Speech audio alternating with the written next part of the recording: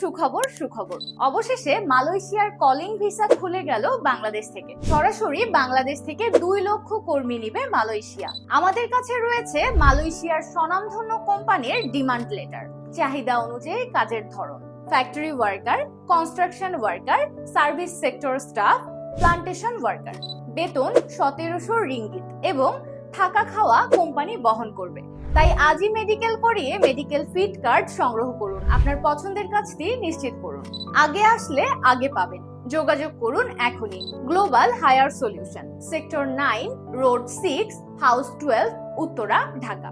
Mobile 01513925993, 01335552349, 01937014133।